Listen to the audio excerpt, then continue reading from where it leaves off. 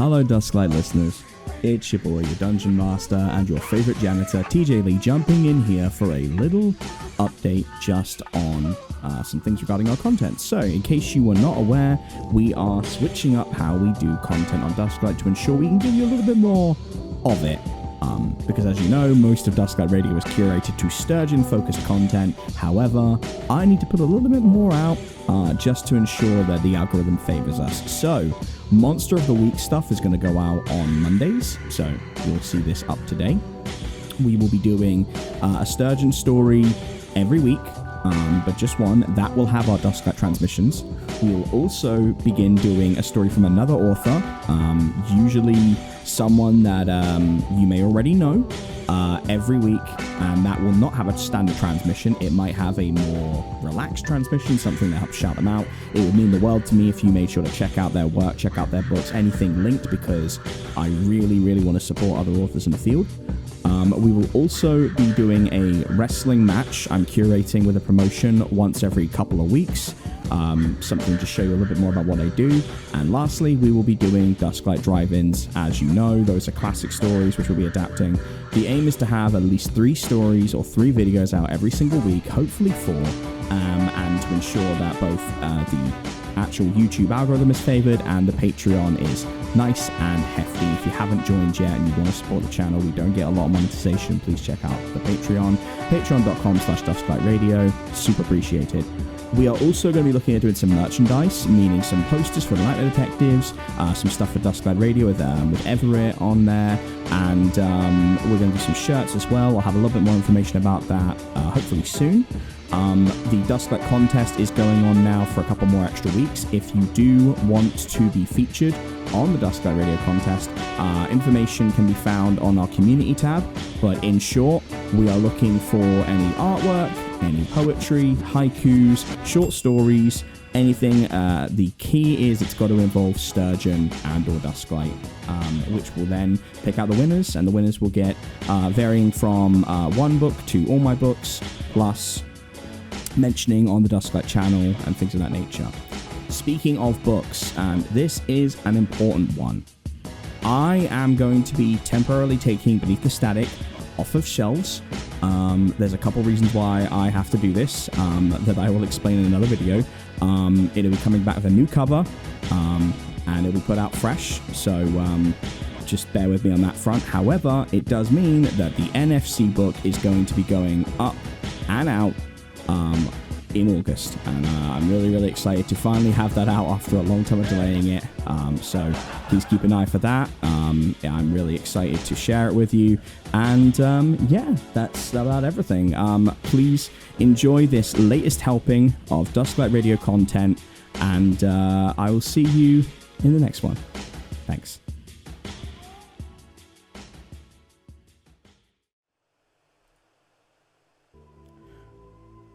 The world of Sturgeon is markedly different from our own.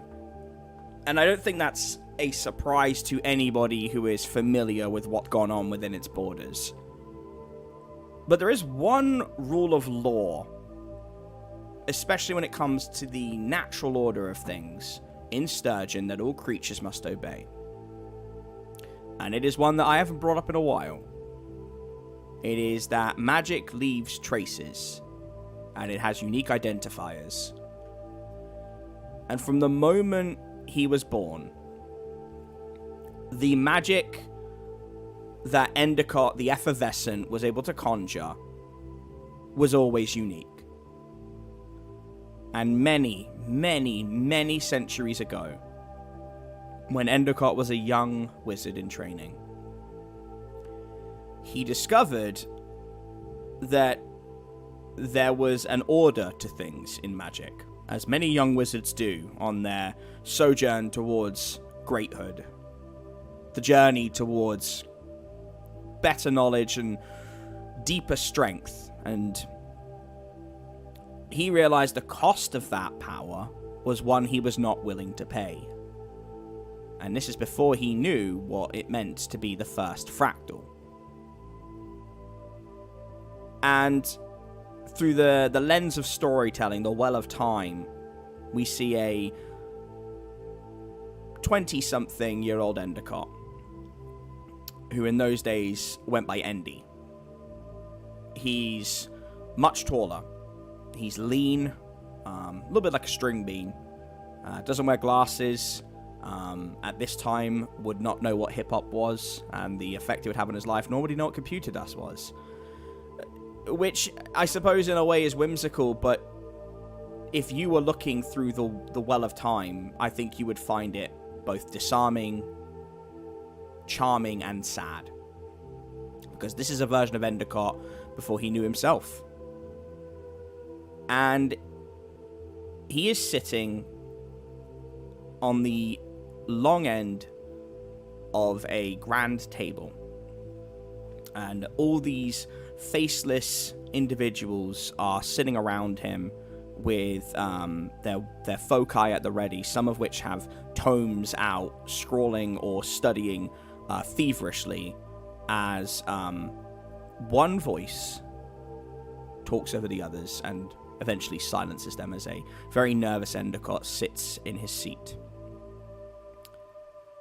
And she says, "Endicott, I have taught you everything I could about the laws and orders. I have told you where your magic comes from. I have told you what you must do with it. And yet you refuse." And Endicott drums his fingers on the table and doesn't look at her and says, "If the price that I must pay results in countless bloodshed, then I would rather not have that power at all." And he looks up with a sadness and says, "You may take it any time you like, if you are strong enough and you are willing. But if you can't, then you are no different to me." And while everyone else mumbles about dereliction of duty, about this new age of young people who defy their elders, a smile creeps across this woman's face. And over the years, Endicott would grow wiser. A little bit more chaotic, admittedly. But underneath that veneer of unbridled, erratic chaos became what would be known as the greatest spell slinger in 3,000 years of Sturgeon's history. And he went by a name that only Jericho knew, because it was never really uttered. Endicott was not one for personal achievements, despite his names. Those names were not so much marks of pride as they were a nervous tick, but he always kept one of them out. He was known as the wellspring of Sturgeon. And as we pick our scene back up in the desiccated ruins of McGraw Park, we look upon a weather-beaten and tired Endicott, and the scene repeats. He looks into Jericho's eyes and says, "I'm the first Fractal, and I'm so sorry." And Kruger lifts his right hand and clicks. And the blast shakes the foundations of McGraw Park, and for a moment, you were all unconscious. And as you awake, you realize that this fight has already been decided. And the price has been paid.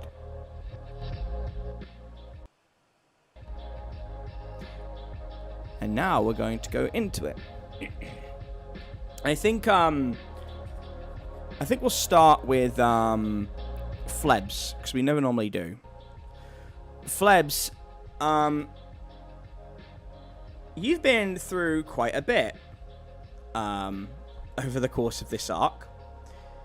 And one thing that we kind of need to resolve right now is you are in a new class that has no deal and has no requirements. And that doesn't work for your character. So, we are going to remedy that. While you are unconscious, Flebs, the senses come back to you slowly. And as you awaken, you are lying in a flower bed.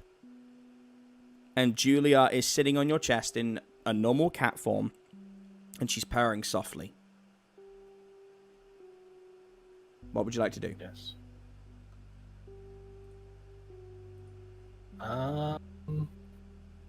Like to not upset Julia in any way, but try and get up without, disturbing her. Mm-hmm. And take a look around. Yep. Okay. Give me a shot roll. Would that be investigative mystery? Yeah, let's do investigate. Let's do investigate mystery. That's fine.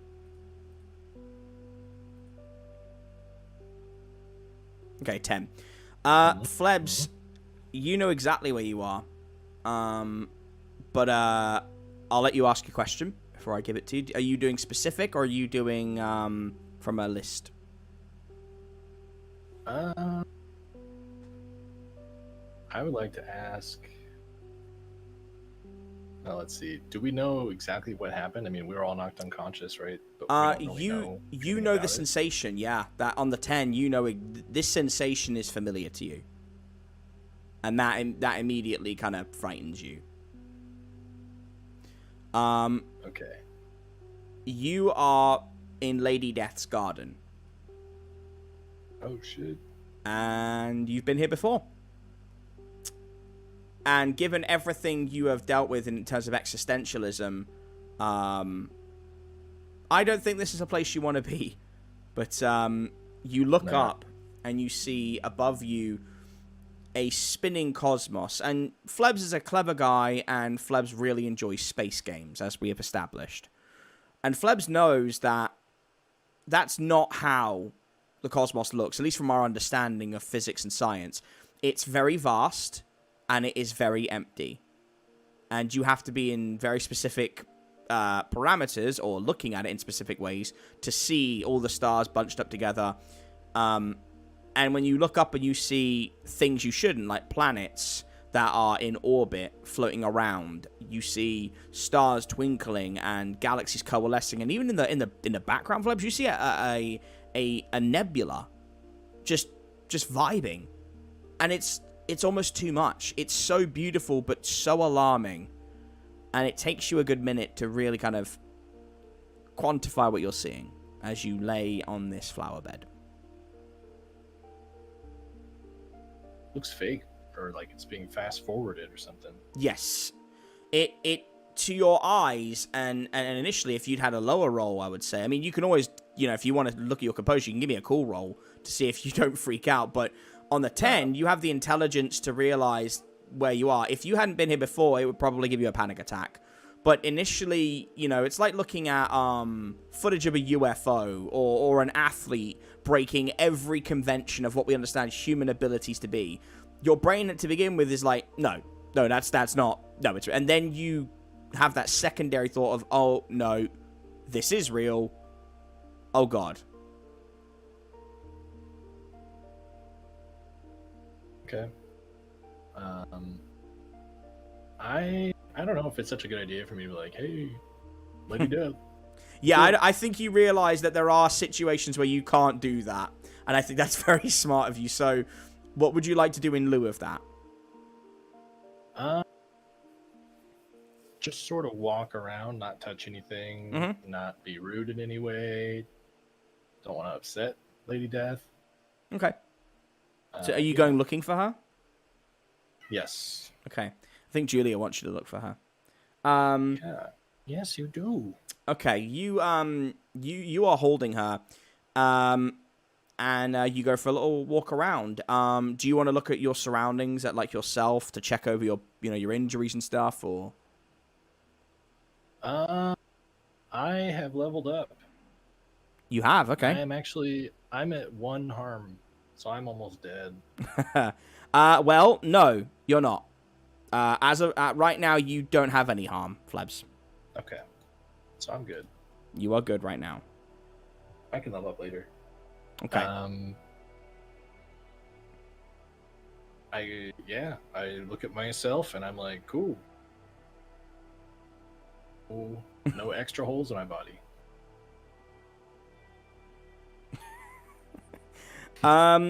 Give me a sharp roll just to see what else you notice about yourself. Okay.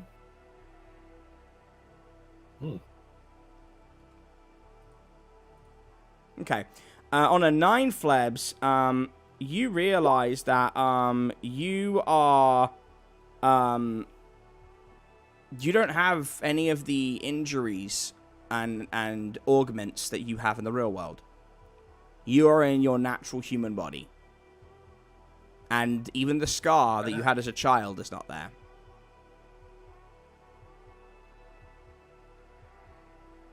Very nice. Nice, but probably a little bit strange. Very strange. You see Lady Death in her human form, with the skull candy makeup, sitting under a cherry blossom tree, reading a book. Okay. I'd like to walk up to her slowly. She sees you and she sees you and she like kind of pats the ground, encouraging you to sit opposite her. Okay, I do. You guys sit for a little bit before either of you talks, and she asks you how you're feeling. So after a minute, she says, "Well, I'm glad to see you up and about, Flebs. How do you feel?"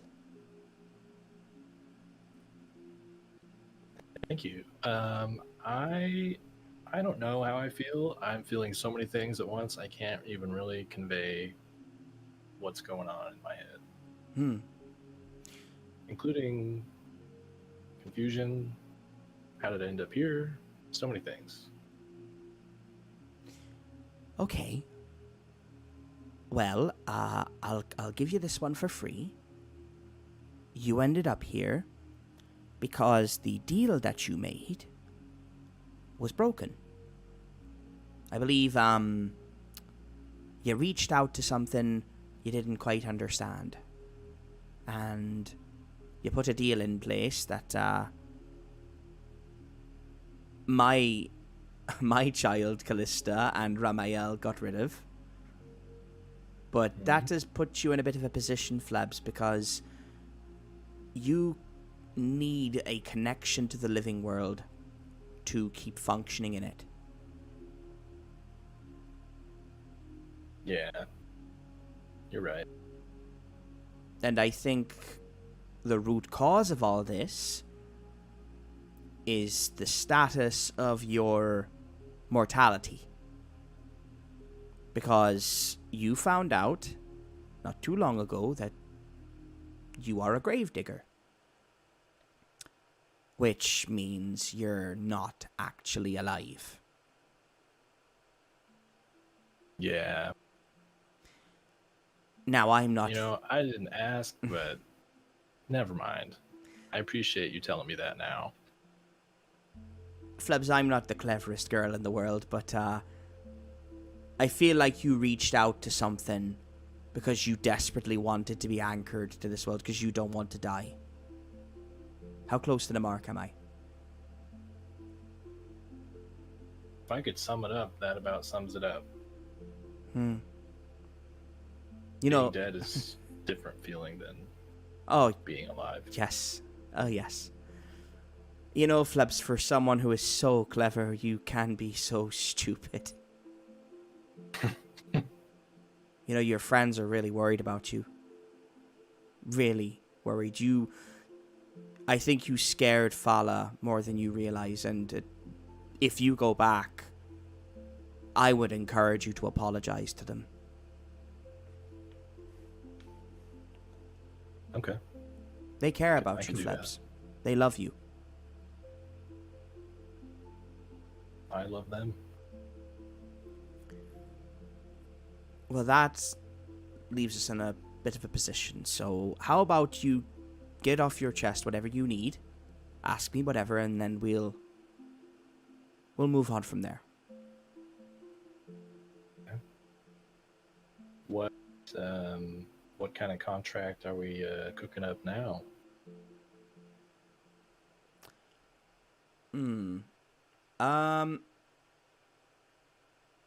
So you want to know everything right on the table?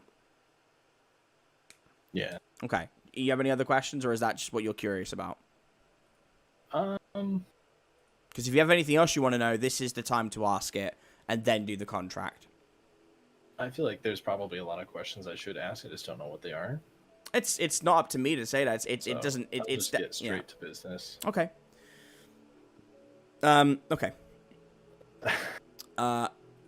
She puts her book down, and she was reading a book called The Long Goodbye, and she changes her body into her skeletal form, and all the light around you goes out, save for the tree and the grass you're on,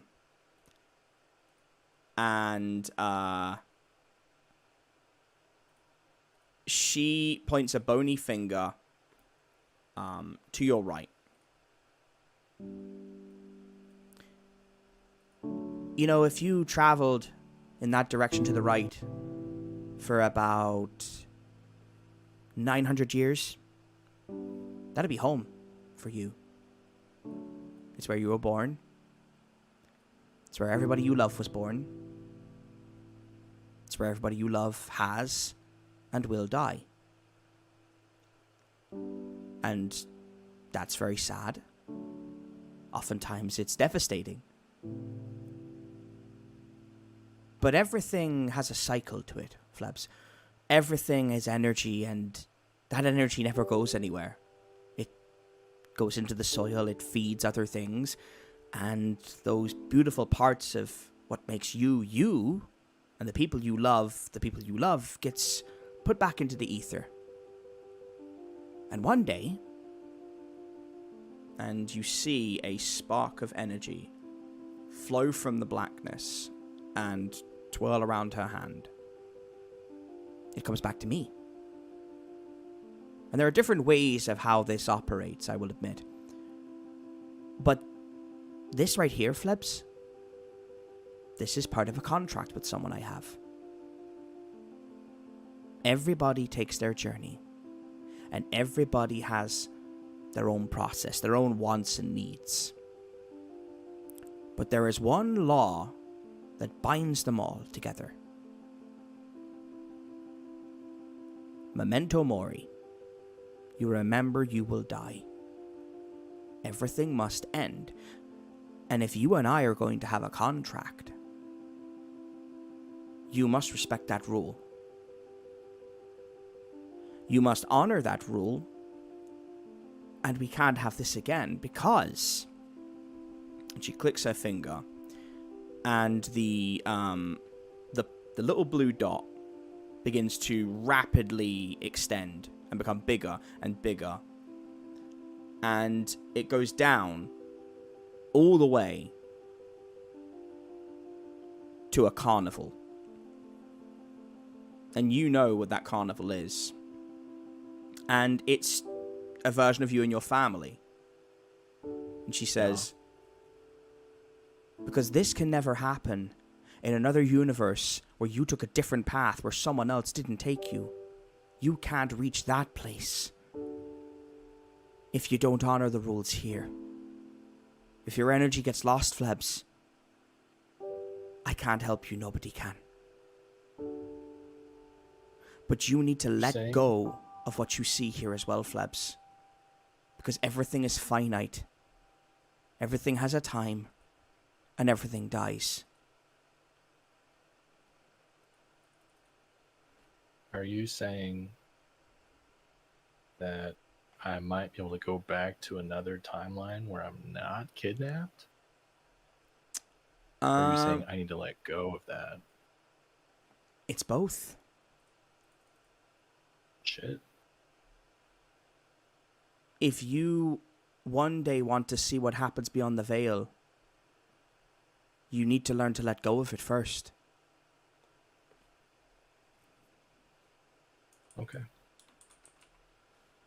I'm already dead, you know. Oh, honey. You're not fully dead. If you're fully dead, how would you be here? Yeah, I guess you're right. So here is what we're going to do. I will give you a contract, of which I will set the terms. Only you will know them, and only you can hold on to them. Only you can divulge them at the right time. Your friends can't know. No one can know until the day you are released from them. You won't be an arbiter of my reapers. Respectfully, you're not quite in that strength caliber. You're very clever, but in a contest between you and Callista, I don't like your chances. I mean, the first time you met, she knocked you out with a swift knee to the jaw. Yeah. Callista would kick my ass.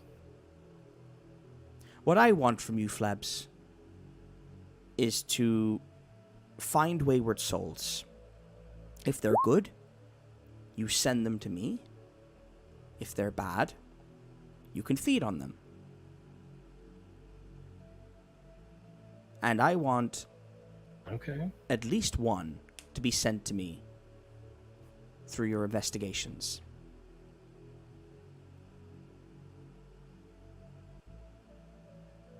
Can I add an addendum? I think that's the word to this contract. I will hear you out. Can you make it so my face stops turning into this weird spooky makeup? Roll and manipulate someone. Manipulate someone. 14, yeah. Pretty please. She smiles and says, I can do that. But it'll only be temporary. There will come a time when you'll have to face this fear of yours, Flebs. And if you resist it, it'll only be harder. But say no more and I can remove it for now. Yes, please. She reaches a bony hand out and touches the side of your face. And for a moment, it feels very, very hot. Like a flush. And then you feel the sensation of like water running over you. And it's intoxicating. It's very intoxicating. And you feel like a weight has been lifted off your shoulders temporarily.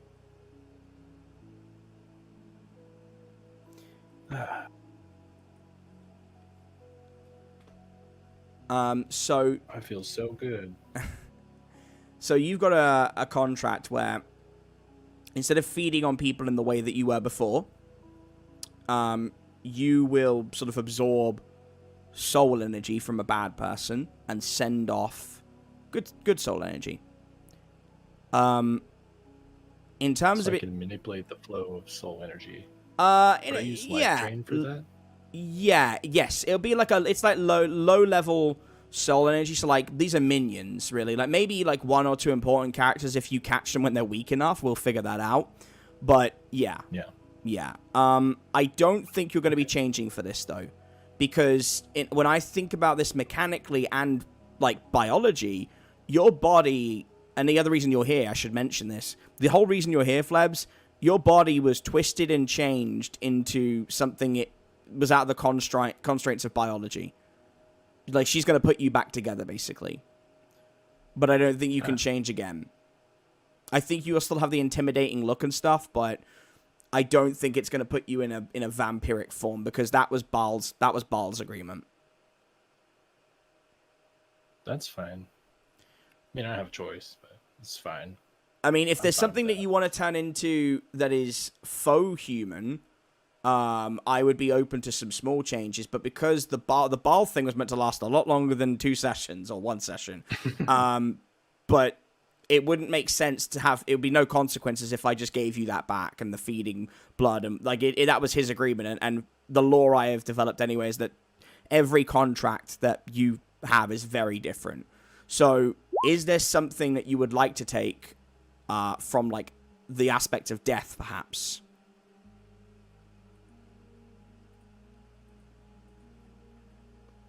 Is this on my character sheet? I don't know. I was just thinking, generally speaking. Something. Well, it wouldn't be monstrous because, like, again, like you're making a pact with a something from the dead world. But let me have a look. And I can't give you wings because that's going to be infringing on Callista territory a little bit too close. Again, we don't have to. A different curse. A different curse. Because now feed doesn't really make sense. No, it's more necromancy more than anything is what you're doing. I'm just getting up myself now to have a look. But that's exactly why I kind of came up with it to switch the terms of what you need to do per hunt. Okay. It's basically like vulnerability is probably my only option. It'd be great if Roll20 loaded the character sheet, and it's just choosing not to. Okay. Say vulnerability. Pick a substance, you'll take +1 harm when you suffer from it. If you are bound or surrounded by it, you must act under pressure to use your powers. Sounds fine to me. Yeah. Okay. We could figure out the physical aspects if there is any, like afterwards. Doesn't need to be something we do now. Yeah. And you don't have to have any anyway, but if you're happy with that, then I'm happy with that. Yeah. Okay, let me just Yeah. I mean, I'm cool with life drain. Okay. Oh, here we go. Finally, it's loaded. I don't Thank have God. to bite people's necks. Yeah, vulnerability. Yeah, I like that. And life drain is So I kind of like this anyway because you chose something in a fit of grief and existentialism that was so far removed from you that it repelled everybody, and now you're choosing something that is very well within the confines of what the group would sort of do. Yeah. We'll figure out if there's any physical changes afterwards. We don't need to worry about that in this session anyway. Okay. Okay. And yep. Real quick, Lady Death. Mm-hmm. Are you saying I can't shapeshift? Yes, Flebs. That was well, you understand you took a pact with a demon lord, right? You didn't just take a pact with a demon lord, you took a pact with the king of hell. And they do the shape-shifting, and as far as I know, you're not a spell slinger. Or a natural monster. I understand that you might be feeling left out. I mean, Callista can transform into this terrifying specter of the void, and Jimmy can turn into a big hairy monster, and Jericho's Jericho turns into the Electric Man. But I don't think you'll be turning into that anymore. And given how people reacted, I think that might be a lesson in not doing so. However, my friends didn't like that. However, if you need to ever intimidate someone, I wouldn't be opposed to giving you a momentary slip into a skeletal version of yourself. But only for an instant. That's cool. So I can put the spooky makeup on? Not that makeup, no. I think that might actually that would probably give the wrong impression. That's makeup. I'm saying let me show you. And she clicks her fingers, and Julia hisses and jumps away from you and goes and nestles in Lady Death's lap, and she holds up a mirror to you, and it is bony-faced Flebs. Like, no eyes, no nose. Like, you are a full-blown skeleton.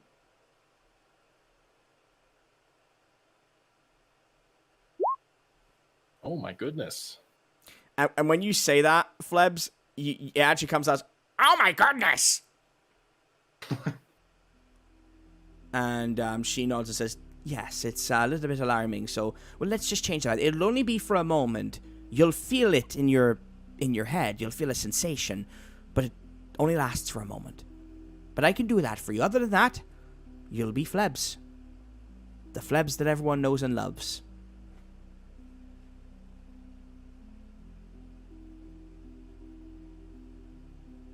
Thanks for not killing me, Lady Death.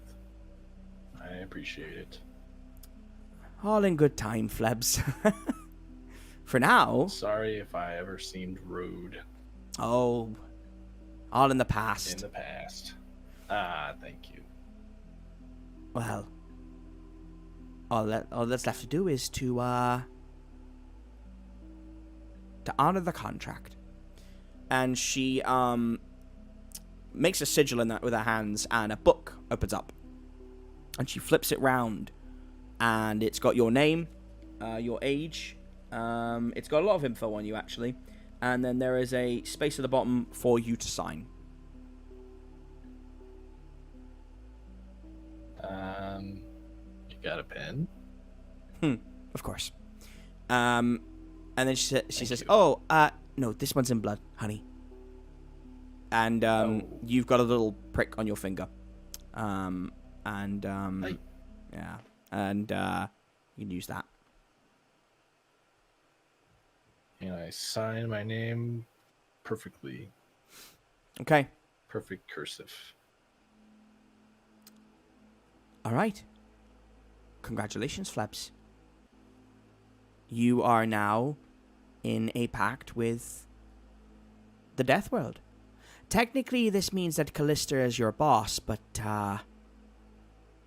we won't really Does she get have to know? She kind of already does.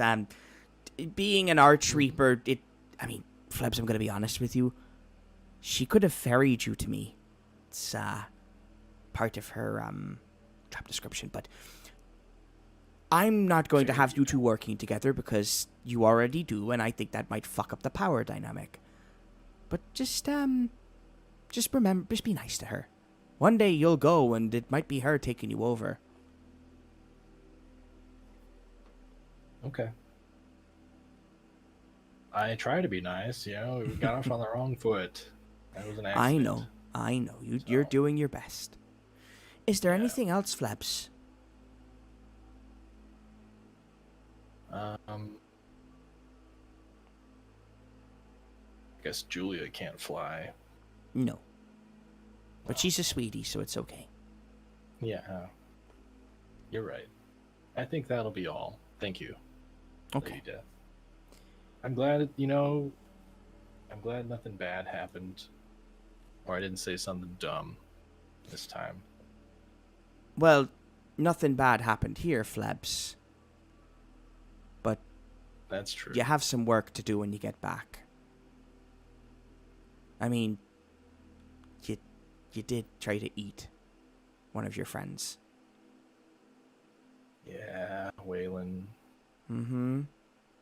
And I don't think... Yeah, I've got to apologize. Yeah, because I don't really want to put you back together again so soon. So maybe either save Jimmy for last or make sure you've got some bodyguard protection before you say sorry. Yep. Oh, and... Jimmy will be the scariest. Yeah, maybe don't challenge for the Monkey Pit title either. Maybe just let him have that one. Well, I'll just hopefully do it while we're as a group. So that if Jimmy does try to kill me, maybe my friends will jump in. I don't know. Yeah, okay, good luck with that, honey. I'll see you soon. Sounds good. And all right, we'll leave that there. And when you wake up, we've now amended your character sheet for the second time in 2 weeks. That's hopefully for the last time, but that's all right. We got there. Okay. Callista. Mm-hmm. you've just woken up, and it's a pretty wild scene around you. What would you like to do?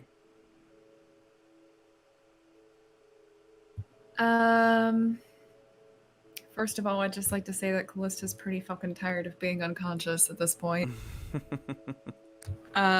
It's not something she's used to, and she doesn't like it. Yeah, it's nap. It's just like nap time. Like, why have I timed? It's literally to her. It's probably like time travel. Yeah, I don't think she liked sleeping either. She never really got used to it because she was like, oh god, like I'm just vulnerable for such a long time. Mm-hmm. Anyway, yeah, so she will do what she did before, which is slowly kind of sit up and take stock of everything and just try to, kind of like Flebs did, just kind of look around and try to survey the scene and make sure everyone's okay. Mm-hmm. Okay. Do you want... So... Yeah. Sorry, I was just going to say, should I also roll an investigative mystery? Yes, I think that'd be a good idea. I'm not as sharp as Flebs. Okay. So you got a 6. Yeah, I think you are too focused on Ramael's well-being and that of Jimmy and Wayland, and there's just too... It's overstimulating. It's actually overstimming, and I think Callista would be self-soothing. I think she would be rocking back and forth or drumming her fingers, something to keep herself calm, and just too much going on. Far too much going on. Yeah, I think she's taken to... I know she doesn't have feathers anymore, but I feel like before she would like kind of groom her wings a bit, like kind of run her hands through them, straighten out the feathers and stuff. So now she's kind of just like doing that, except without the feathers part, you know? Mm-hmm.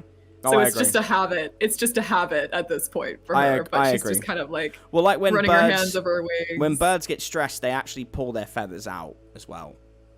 Yeah, she's just kind of running her hands over her wings, like just the leather surface of them, and just kind of anxiously searching Ramael and Jimmy and Wayland just to, like, again, just make sure they're okay.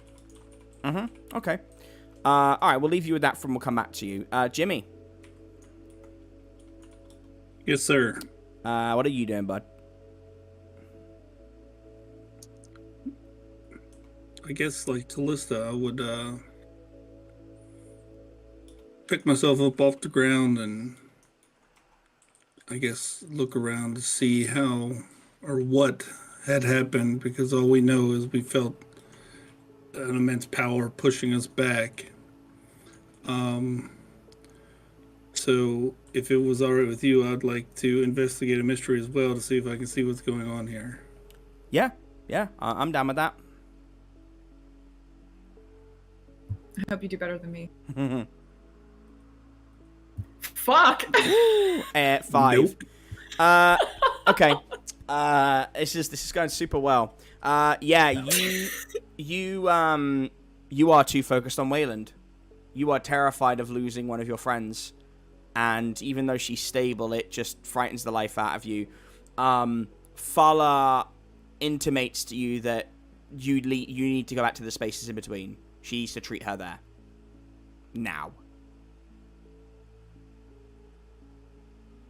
Then I would like to go over and gather up Wayland in my arms and Yep. I guess prepare to start moving back the way we came. Okay. Yep. I'm not going to make you roll for that. That's fine. Callista, what would you like to do at this moment?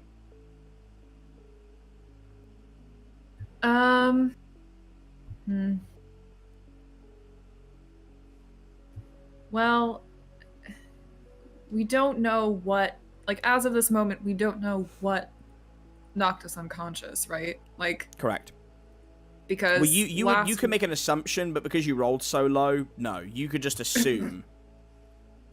So we can only assume that's something. Okay, because like last we left off, like we were doing our own thing, and then we just got knocked out. Actually, while you're thinking about this, I've just realized Capri is gently nuzzling you, and he looks very sort of worried, and he says,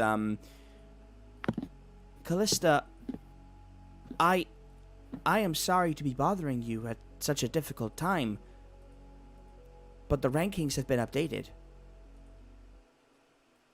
Would you like me to show you, or would you prefer to wait? Callista, I feel like her heart sinks because her first assumption is that like something happened to Jericho, like especially with the power shock and everything. She's just immediately like, oh fuck, like Jericho could be dead, or at least not like, you know, his fractal powers were taken. So she nods immediately and is like, please show them to me. Very well. I should mention a message is due to be broadcasted across Sturgeon in 30 minutes. I do not know who is going to be doing it. Here's the rankings. And they're in the character info. So, for the benefit of those listening at home, updated rankings. Number 1 is life, the vitality. Ranking 2 is death, the inevitable destruction. Number 3 is space, the endless expanse. Number 4 is water, the deluge. Number 5 is the upheaval. Number 6 is time, the beautiful cadence. Number 7 is dreams, the nightmare catcher. And number 8 is lightning, the stormbringer. And the only unranked member now is luck, also known as prosperity. Marked as out is fire, aka brimstone, absorbed. Paint, the stain, knocked out. The first fractal, absorbed. Air, the squall, and which is just Chutry and Zephyr, absorbed. And Shadows, the Umbral Weaver, absorbed.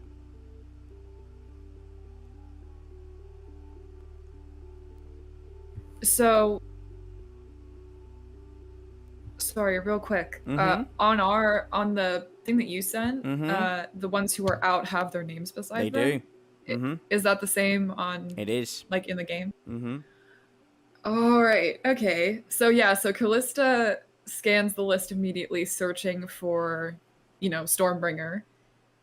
And when she sees Jericho is still on the list, she's like immediately like relieved because she would have felt really, really bad if they just left him there to die. So so I think she sees that first, and then she kind of scans the list again to see what changed, and her eyes catch on Endicott, and she kind of gasps softly and is like, I think you might need to roll a call, because that is heavy information, and the implication is he's dead. So you are probably going to have to roll to keep your cool. Okay. Okay. An 8. You are unsettled, but you aren't immediately panicking. But it's unsettling to you. It's that horrible feeling in the pit of your stomach when someone says, and my fellow anxiety friends, I love this. Someone says, we need to talk. Nothing, just for the love of God, for any of you out there with friends with anxiety, please don't say that. Just say, hey, she needs to talk to you. Just put them at ease. Even if it's serious, don't do that. And don't do that and then say, oh, we'll talk to you like later or tomorrow. Don't leave them hanging. That's just... Ugh. But it's that feeling. It's that horrible feeling. Your hands, you know, knees weak, arms are sweaty. Mom's spaghetti. You're nervous. It's not good.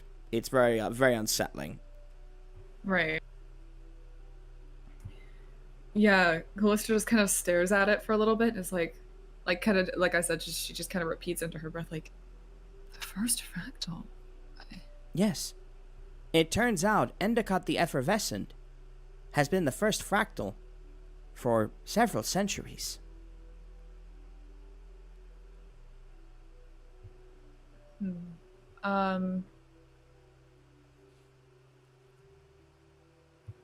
Callista takes a few seconds to process that information. Still feeling anxious about the whole thing.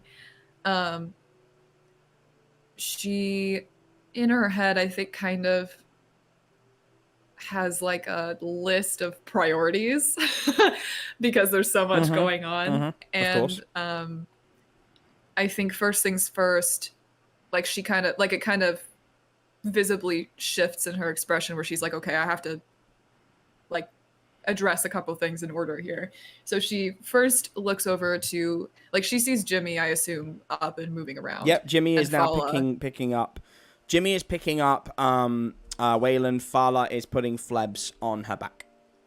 Okay. So she sees that. So she will address Ramael first and make sure that he is still alive. I'm assuming he is. Yeah. But, That'd be a terrible thing to just be like, nah, he's dead. No, he died. Well, she doesn't know. Yeah, true.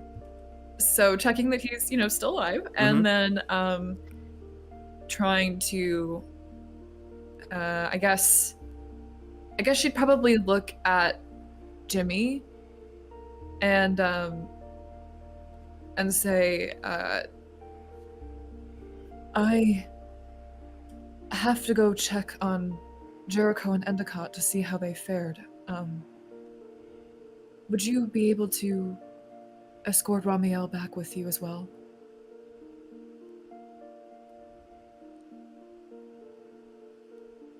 Are they not in the direction that we came from, Callista? Oh yeah, I guess that's true. Are we conjuring the? I guess I don't know.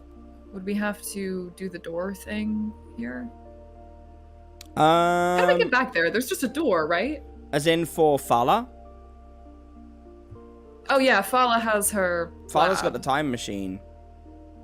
Or Okay, are so you are we thinking of going using... back outside the park? Or... Well, I mean, it depends. Are you going to use angel wings? Like, it depends how you want to do it. That's up to you guys. Okay, I don't know why. I kind of just assumed that, like, you guys wouldn't move very far to go to the spaces. Well, I'm like you. I have no idea what's going on around us, so I was just figuring on moving back towards Jericho to regroup and then move to the spaces. If Jericho and Endicott are still there as the other fractal is still there, I don't know if it's wise to bring 3 unconscious, injured people into that kind of danger.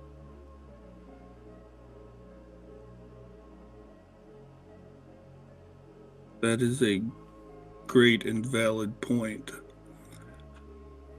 So I guess then, yes, Callista, I will escort Ramael to the spaces as me and Fala make our way there with Flebs and Waylon. Okay. We will... so, Callista, are you going off to go and find Jericho and Endicott while Fala and Jimmy took everyone back? Yes. Okay. Perfect. Then let's jump over to Jericho. Jericho, you have obviously just woken up. It was a momentary flash for you, whereas everyone else was kind of KO'd, but it still put you on your knees. Okay. What would you like to Jericho,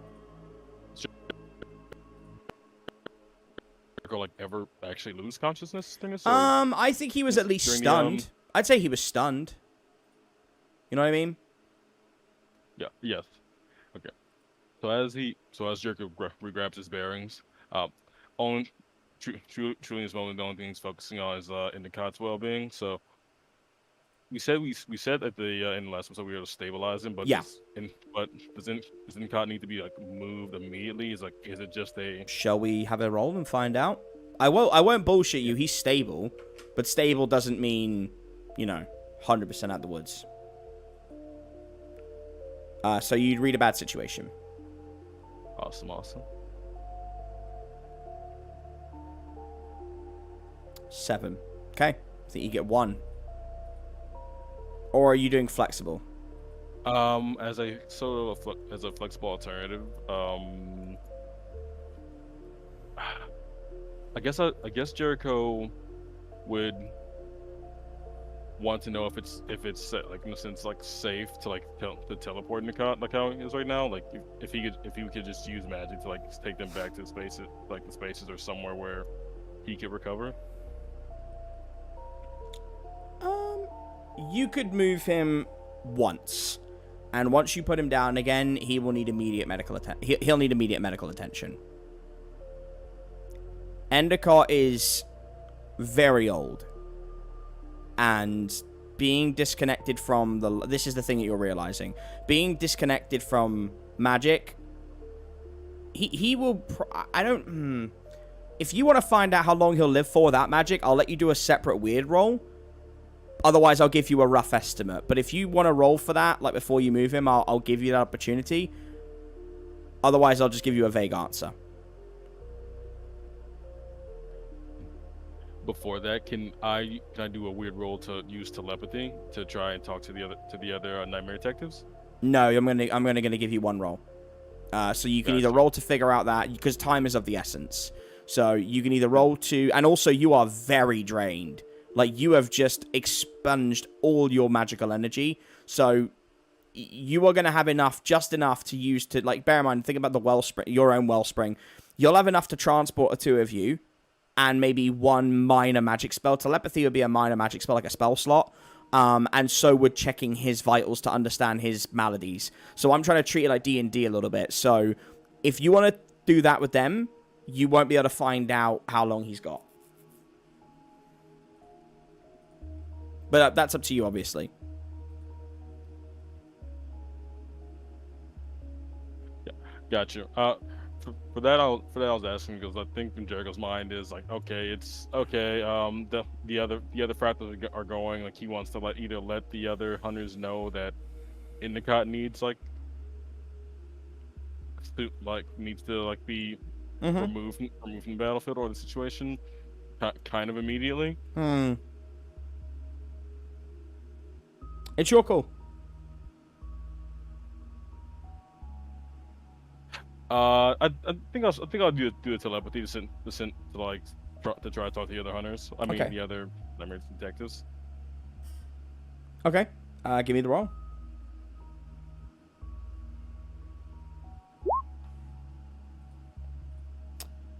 Yeah. Okay, it works perfectly. Tell me how this looks. Oh, awesome. Then mentally, the other nightmare detectives here, Jericho say, you know, Jimmy, Callista, Flebs, Fala, Endicott is. I don't know if he will die, if he might die. The other fractals took they took his fractal. I need you guys back here, or I need to leave here. Either way.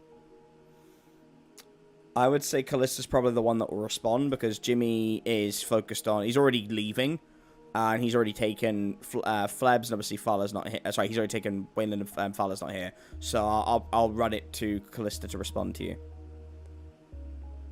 Yeah, I think Callista was already kind of on her way back down the path, but she was going pretty quickly, but upon hearing the message, she breaks into a sprint and just goes as fast as she can down the path to meet them.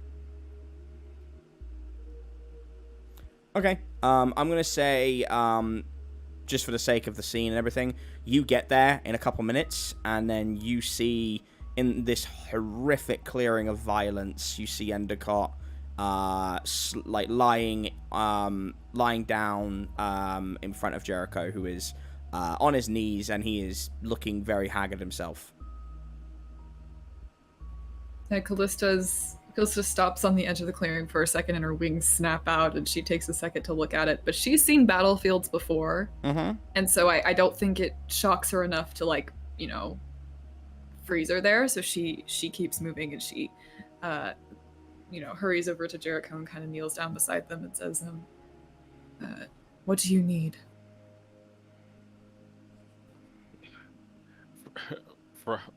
I don't really know. not too many humans survive like seem to live long after getting a hole punched in their chest. And I get he's Endicott, but like he needs medical attention. He needs to be not here. Callista nods and says, "I understand." And trying to decide whether I should use my healing thing or angel wings, because I think either would be helpful in this case. I would love to tell you, but I realize that I'm metagaming, so I'm gonna let you make. No. Decision. Yeah, no, I know. No, I was more saying it to myself than Gotcha. to be like, tell me what to do. We're not going to take a break today, by the way, gang, just for the sake of how much we've got to go through and finishing within an hour. We're just going to soldier on if that's okay with everybody. I guess. And Julie's fed. Lovely. It's fine with me. For sure. Now, for a second, like I would think like the person who technically would be Fala, but like, is that something that we want to do with her not being here? Yeah, or, like, no, that's literally what Fala's going to be doing in the background. So Amy already mentioned, so obviously she's not with us today, that she wanted her character to be treating everybody, which is exactly what she would be doing anyway. So right. I have a scene ready for that anyway. But basically, she's going to be turning her Death May Die Emporium is going to become a clinic, and there's going to be a lot of people down there. Mm-hmm. Could I use my healing thing just to take a little bit of harm, just enough to like make sure he could survive if I don't fail, yeah, or if I don't sure. succeed in my angel? Of course you can. He's already stable, but you can. So I should mention, without giving too much away, he is stable regardless. What is going on with him is not something that anybody can heal. I should make that it's really... not an injury. It's like a... Okay. But you can heal him. You could still heal him, but it won't fix the problem that is going on. And that's why I'm saying, if you want to learn about that, either one of you can do, to do the weird roll, or you, Callista, could do it now, or you can wait until you're back there. Yeah. Okay. In fact, Capri's going to roll to help out. Okay. Just to get an impression of what would be best to do in this, because I think situation for her. Yeah, that's fine. I think Capri will help out, because if someone's going to know, it's going to be Capri. So he can effectively kind of come out and scan with you, and his sort of role in this is to be a lore dump anyway. So I'll give him a roll. Okay. And then we'll see what he gets. So your roll was going to inform his roll, so I'll give you the help out roll. He got a 9. So I believe on a help out of a 9, that is a +1. He is exposed to danger, but I'm gonna take a beat and say that you've been through enough. So we'll deal with how that figures out in a little bit. But yeah. Okay, perfect. He scans him, and he looks at you and says, "If I tell you the truth, will you be mad at me? I do not want you to be mad at me." No, Capri. It may be a hard truth, but we need to know it. He turns to Jericho.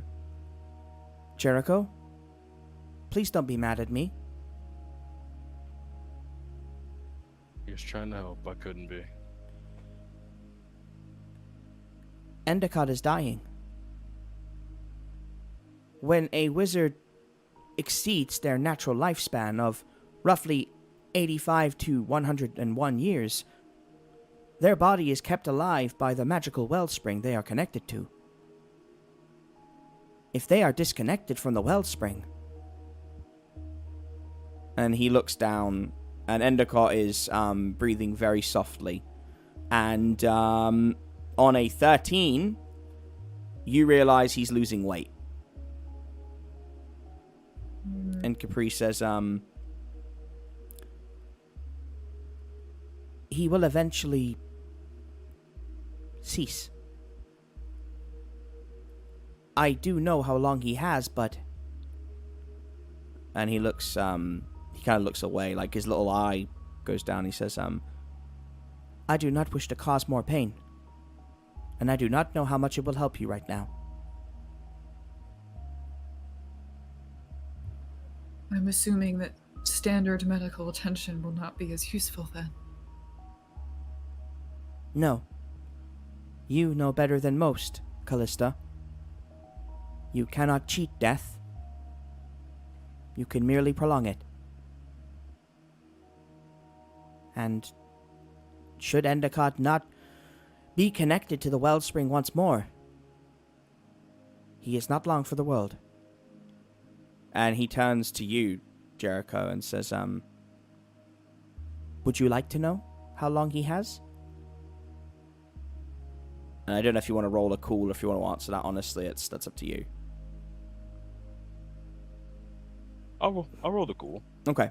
See if it's something that motivates you or breaks you. I'm trying to think about how characters would actually respond, like, 7. I think, well, it's not a fail. I think if you know, you're going to struggle to be diplomatic in the way that you normally are. You're going to have either a natural disadvantage, or you're just not going to be charming. You're going to be choosing violence.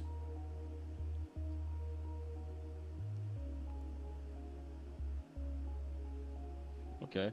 All right then.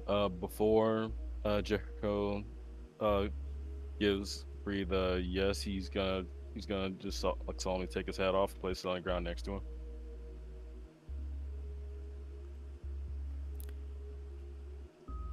Go ahead and tell me.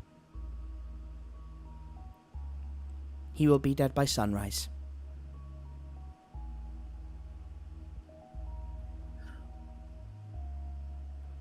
So soon. He is nearly a millennia old, Callista. Which to you and I may seem relatively small, but to a human being, that is 10 times their lifespan. For every hour that passes, it is a century. It is catching up to him. And in 12 hours, it will be at his doorstep. I am very sorry, Callista, but even Lady Death will not be able to stop this. There is one way. What? You will need to take the life fractal back.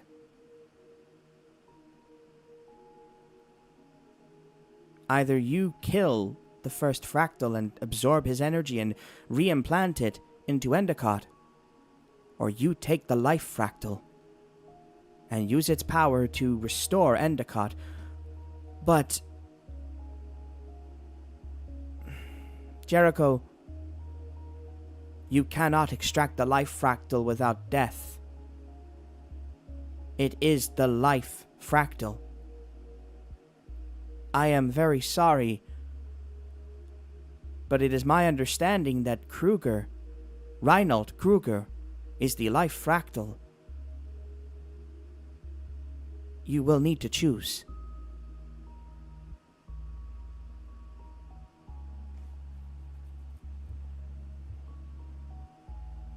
Callista looks up at Jericho, and her expression is kind of closed off, and she says, Endicott, we owe him a great debt. Whatever you decide, we'll be here to help you and him. As Callista looks up at Jericho, she sees that he's, while his expression is still rather blank, but the tears have already started to roll down his face, and he takes his gaze off of Endicott's body to meet hers, and says, "It's no, it's not funny. It's pretty fucking cruel." Endicott, while he was still barely holding on to consciousness, told me that I can't kill Kruger. He told me that I should try to save him. That's so cruel. My brother reduces my father to this, and then at the end and during it all, he protects him. He tells me that I can't kill him. And now I'm being told that the only way to get the life fractal is to kill Renault. Or get the absorb the first fractal, which Renault has, and I don't think he'll give up. So now I'm at a crossroads, right? Do I kill what? Do I kill my brother? Do you bring back Endicott?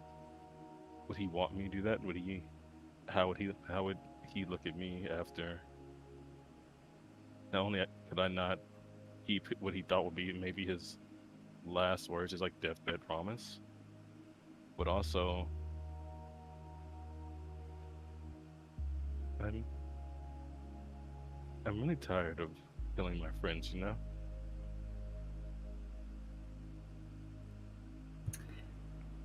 Callista's expression softens a little bit, and she moves a little bit closer to him and puts a hand on his shoulder and says, "For what it's worth, if I could take this decision from you, I would. But all I can say is that it is up to you, and we will be here to support you no matter what, though I will say the Fractal Hunt is about one person being left standing. I hate to suggest this, but you may have to kill Kruger anyway, if that is the case." Did you say about one person, about one being left standing, huh? Could you say the same thing if we walk back to the spaces in between? I took my gun out of his holster and I put a bullet in the head of Payne Gunkerson. Is that an easier choice? That sounds like something that you could make. No. Jericho, none of this is an easy choice. And we knew that going in, didn't we?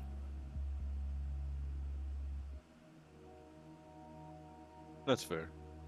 That is the fair statement I've heard in the last since I guess all this started. I will continue to look for alternative solutions. Perhaps there is a way you can extract the first fractal and save both. Although I think this conversation was important. We should move, Endicott. There is not much time. Jericho will grab his hat from the ground and kind of tilt the brim of the hat down. As you're right. And it didn't turn out how I wanted to back then, but same thing back in Hotel Inertia. I'll do my best for how I can. We all, and the rest of us will do our best for in the situation that we're in. Let's move Endicott. 12 hours. You know, could be worse. Could be a tighter time frame. Thought it could.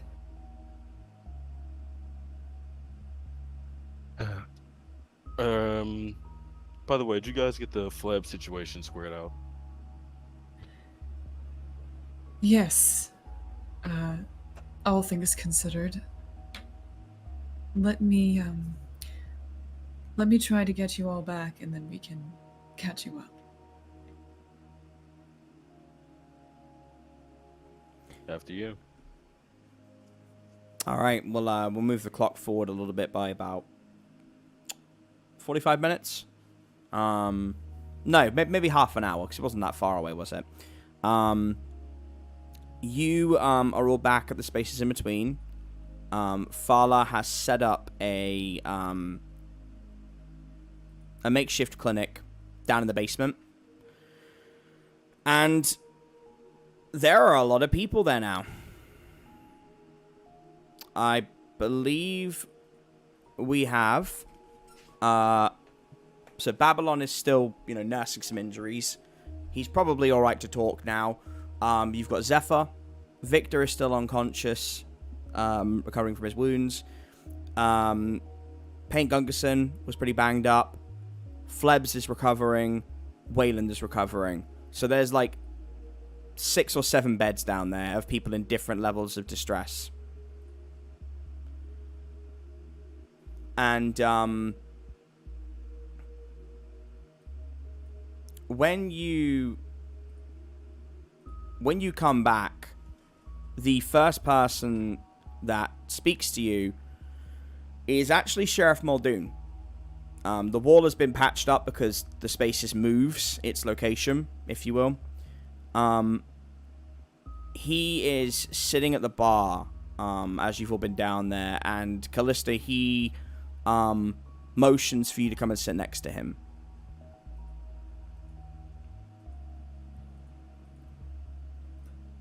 Callista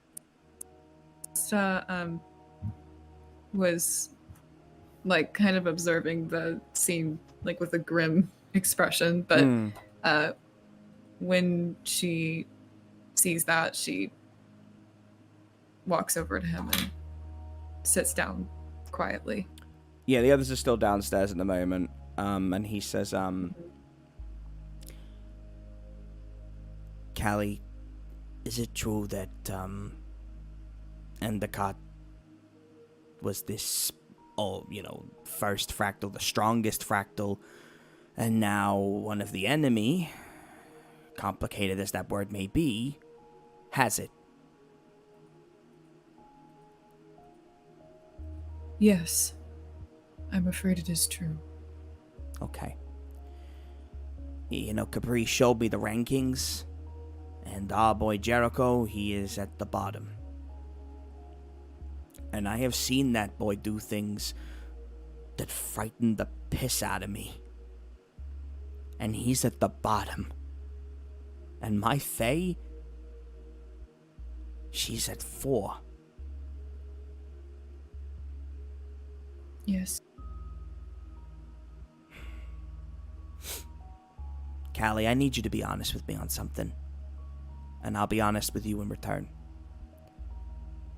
When you look at the situation you're in, and you've been in quite a few of them now, is it fair to say that the stakes are getting higher and higher each time?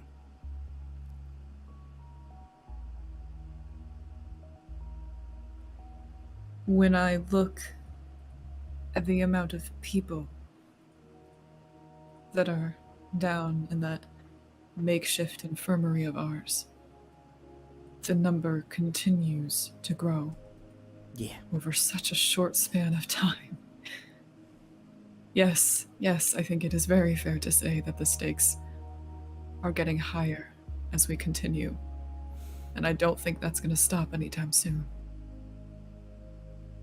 Then I need to be honest with you, Callie. This is now my jurisdiction, and I've had to make a phone call. And they're gonna be here in a few minutes to clean this up. What do you mean? Who's going to be here? Callie, you have to understand, I watched Flebs. I mean, that kid is so smart. He took a deal with a fucking king of hell. It turned him into a monster. He nearly ate Wayland.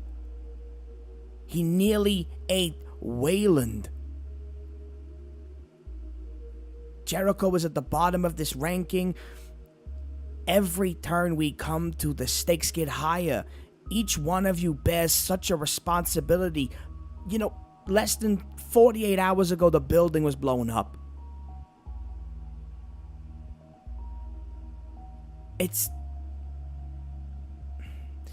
Callie, when I took that job, Working for the Sturgeon Disaster Unit, it came with a responsibility. And I have sat here and I have let you all do your jobs because I do believe in you.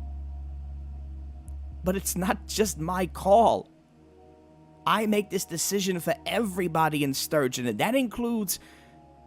And he puts a hand on yours. That includes my family. Which means you. And respectfully, honey, I don't think you can do this anymore.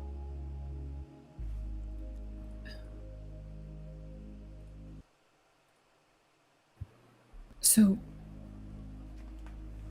what happens now? What happens now is we call in the specialists. And they take care of it. You were never supposed to know about this unit. This is... It's better you just meet them. They'll be here in a minute. If you want to bring the others up,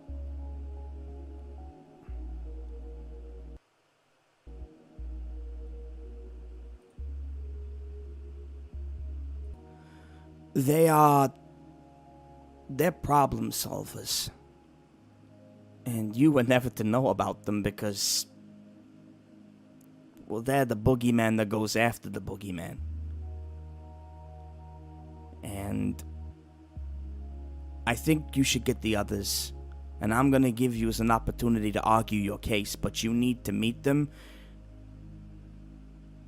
Because as my boss has put it, the nightmare detectives need humbling. And, honey, I still believe in you.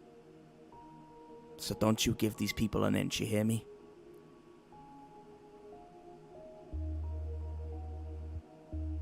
And, he gets up and, he checks his phone. And he says, they're here. Do me a favor.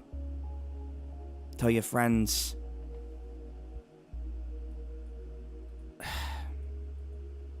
Tell them no matter how angry they get,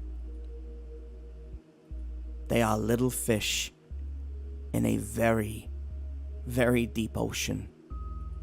And I know that coming from me, the guy who thought you were a mascot, is very ironic, but I'm telling you.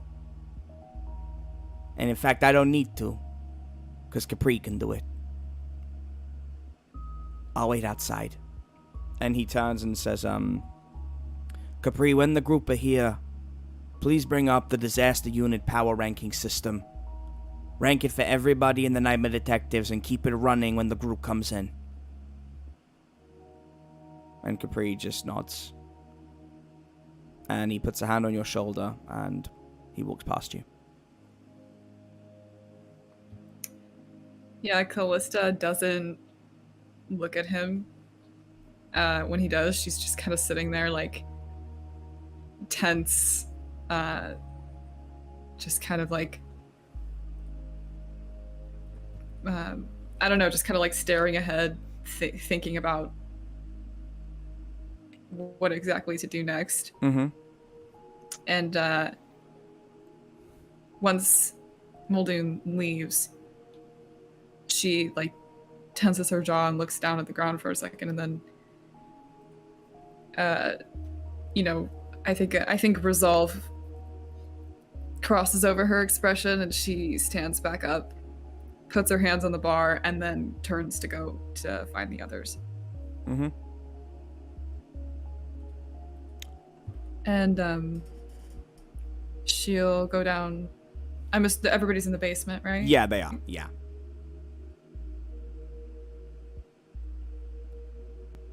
Okay. And she walks over to Jericho, Jimmy, Fala, Flebs. She says, I hate to do this to you all right now, but we have a problem. Another problem. Great. And what would that be this time around besides the mind controlled friend, the sociopath with space magic, the banished demon man with the murder game show, or is there another person that took a deal with the demon? TJ, how coherent is Flebs right now? Is he just recovering? Probably just recovering. He can still be a part of the meeting, but yeah, he's very, very lethargic. Just weak. Yeah, for sure. For the sake of time as well, we can just say Callista tells you all. If that's easier, we could just say like Callista tells you all and then make it a little bit quicker. Yeah, she says none of the above. And then she tells them about what Muldoon told her. Mm-hmm.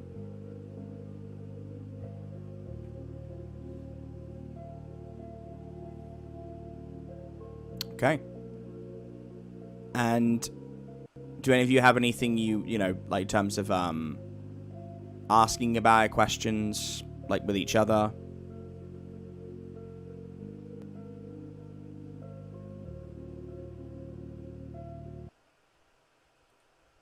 Or should I take? Jericho doesn't have like anything. Okay. I guess useful situation to say. Mm-hmm. I think it's just in the mood of saying, I'm just like maybe he has a bashful comment, maybe he has like something like underhand to say, but nothing like important. Okay. EJ, I have 2 questions for you. Shoot, yeah, I buddy. have 2 questions for you. Mm-hmm. Okay, is Endicott conscious or not? No. Okay. You could try and wake him up. Okay. Well, It's not to say you can't try and wake him up. No. I would still. Jimmy would still like to go over to Endicott's bed. Mm-hmm. He would stand there next to Endicott's bed and he would say this to Endicott. Strodior, the Forbidden. I'm glad you were able to help my dear friend. You've been known by many names, but you are and always will be a friend and a member of our family. You've been a source of great information and a guiding hand when we needed it. You, Strodior, like Babylon, you are a true hero of Sturgeon. Now it is your time to rest and let Jericho and us handle the rest of this fractal fight. And then Jimmy will just turn away from Endicott's bed and move back to the group. Endicott mutters something, and like he's like sort of speaking like really softly.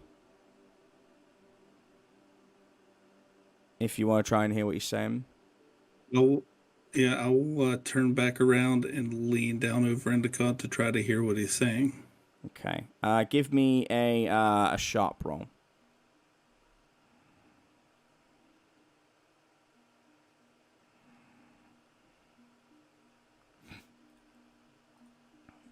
It'd be great if my computer would stop freezing.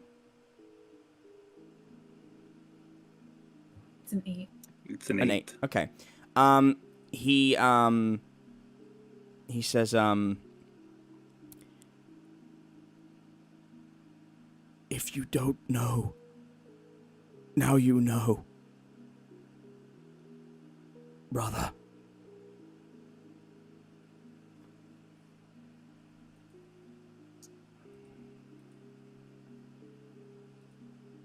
Jeez.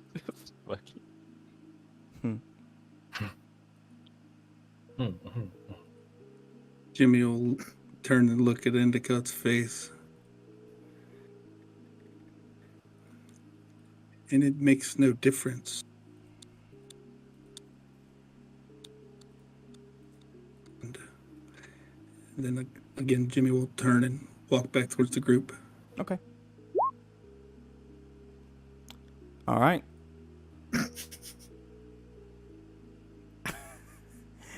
Now, why would you say a thing like that, Jericho? Why would you say a thing like that?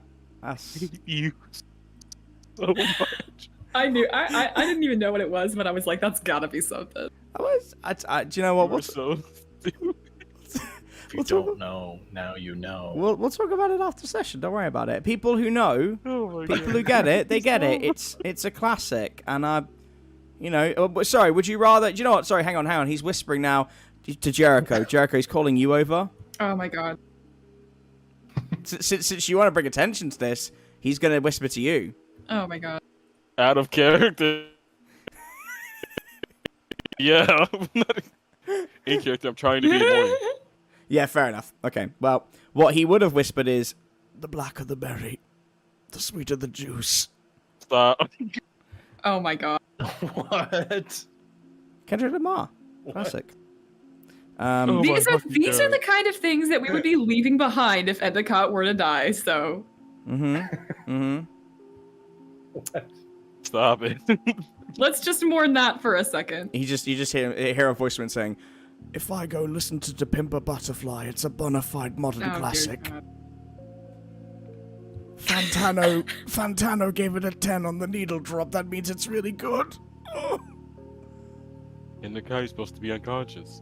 Oh, this is his astral plane. Anyway, okay. If you're all good, do you want to go upstairs?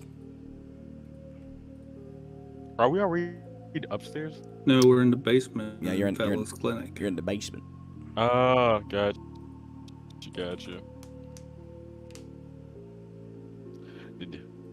Yeah, Jericho will silently put a hand on Endicott's chest and grab his hat or what else ever he's taking off maybe and put it back on and start heading upstairs. Okay. All right. You go up there. I can do it.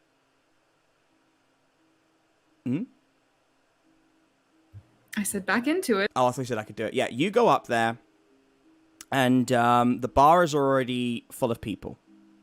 They're all on the other side, and Capri says, if you'll pardon me, I feel I should do this part before you meet your adversaries, or colleagues, I'm not sure. I get the impression that this may be a shocking moment for you. I need to scan you for your power tier system. Please stand by. And Capri scans all of you. Now, do you guys remember the power tier system we introduced quite a while ago? It's okay if you don't. Yeah. Yes. Okay. Do you remember? Yes. Do you remember what the ranking system is? Probably not. Like what we named each tier category? Mm-hmm. So I What's will. based on? I will put the tier system in our channel for future reference because it's now going to become a central mechanic. Oh, good. So, Capri says, the Sturgeon Disaster Unit, as approved by the Attorney General Augustus E. Blackwell, under the command of current lead God, my brain is freezing on me. Under the current lead of Supervisor Muldoon. The following designations are set up by the Attorney General and the Sturgeon Disaster Council. Each tier has within itself a low, mid, and high subcategory to them, but for the sake of brevity, we will only be outlining the baseline tiers. Avalanche, weakest. Any potential threat that could cause localized damage and destruction can be handled with standard contingency responses.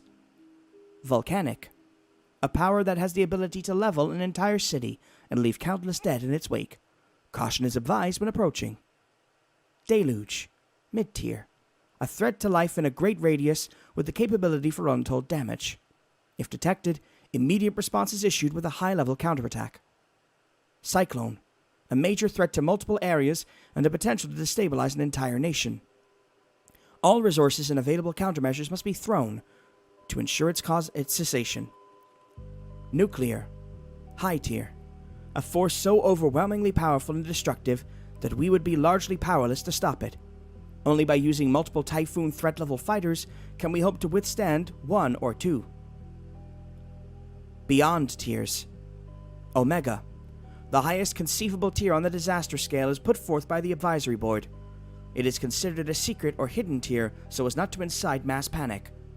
If an Omega threat is seen, contingent anti-Kythera will be activated. There have only been 7 instances of Omega threats in Sturgeon's 3,500-year history. An example of an Omega threat would be a super or hypernova explosion, possibly creating a black hole. Boundless.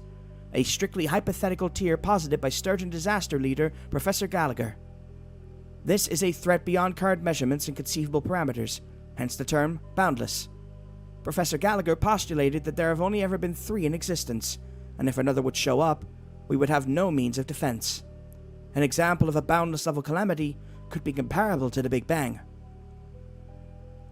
Now you are fully aware of the disaster tier system, please stand by and be scanned and rated.